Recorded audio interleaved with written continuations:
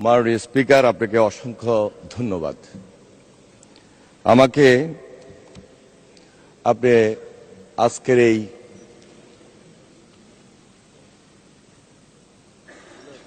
জুলাই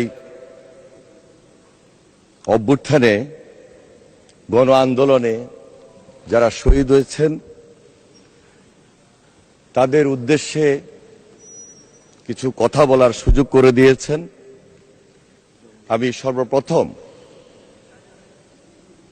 বিগত আন্দোলন সংগ্রামে যারা শহীদ হয়েছেন, বিশেষ করে গুম খুনের শিকার হয়েছেন এবং সর্বশেষ জুলাই আন্দোলনে যারা শহীদ হয়েছেন তাদের আত্মার মাগফিরাত কামনা করছি এবং তাদের পরিবারের প্রতি সমবেদনা জ্ঞাপন করছি। আমাদের প্রিয় নেত্রী, দেশনেত্রী বেগম খালেদা জিয়া,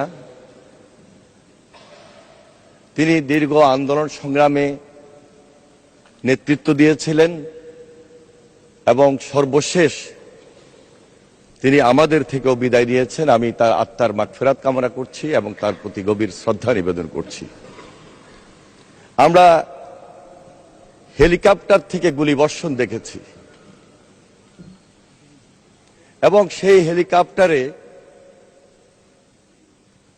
যে গুলিগুলো হয়েছিল সেদিন মেধার জন্য যারা আন্দোলন করেছে,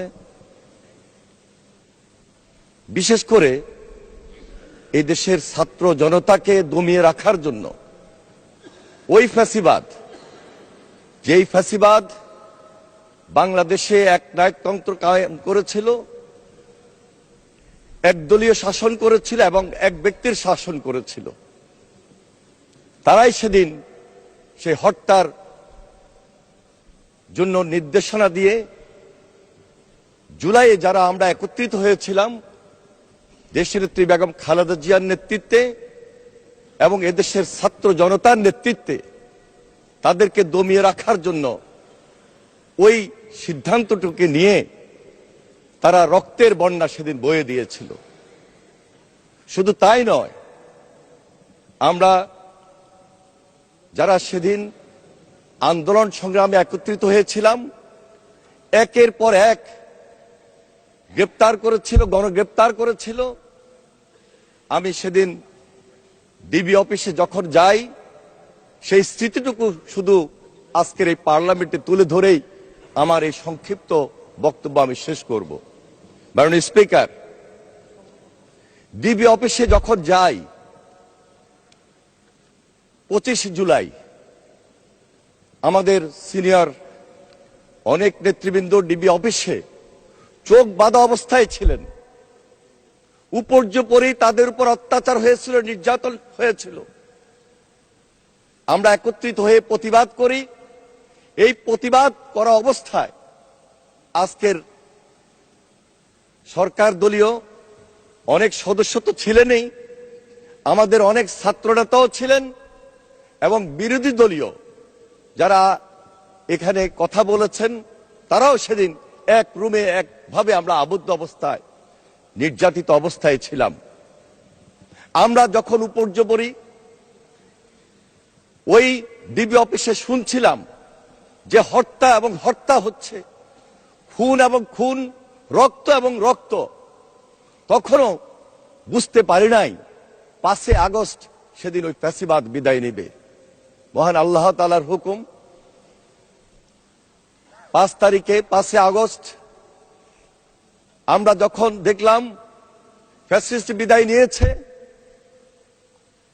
আমরা কান্নায় ভেঙে পড়লাম। জেলখানায় থেকে, জেলখানায় আমরা একে অপরকে আলিঙ্গন করেছি এবং তখন একটা ভিডিও বার্তা যখন পেয়েছি আজকের মাননীয় প্রধানমন্ত্রী জনাব তারেক রহমানের, যে আমাদেরকে এই দেশ রক্ষা করতে হবে, অত্যাচার নির্যাতন যে গুম খুন হয়েছে এর প্রতিবাদে প্রতি উত্তর না দিয়ে, প্রতিশোধ না দিয়ে নতুন ভাবে দেশটা গঠন করার জন্য তিনি যে আহ্বান জানিয়েছেন সেটা আমাদেরকে নাড়া দিয়েছিল। বিদায় ধন্যবাদ মাননীয় মন্ত্রী, ধন্যবাদ। আমরা সেখান থেকে আমরা চেষ্টা করেছি আমাদের নির্বাচনী এলাকা এবং আমাদের সংগঠন সহ অন্যান্য সবাইকে সেই মেসেজটুকু দেওয়া যেন আমরা সবাই দায়িত্ব নিয়ে জনগণের পাশে দাঁড়াই।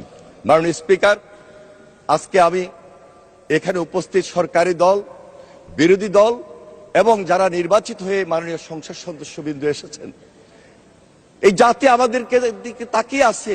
এই জাতির প্রত্যাশা অনেক, কিভাবে নতুন বাংলাদেশটাকে গড়ব এবং বাংলাদেশটাকে গড়তে গিয়ে আমরা যেন সেই দায়িত্বটুকু নিই।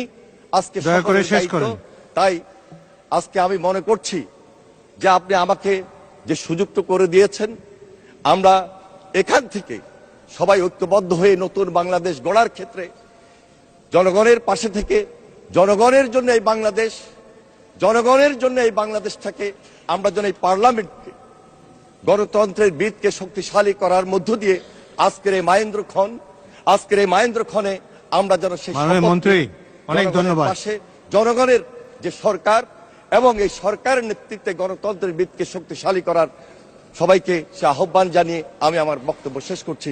ধন্যবাদ মাননীয় মন্ত্রী। বিদ্যুৎ বিভ্রাটের কারণে আমরা অনেকটা পিছিয়ে রয়েছি, অনেক কার্যক্রম এখনো অনিষ্পন্ন রয়েছে। এখন আমি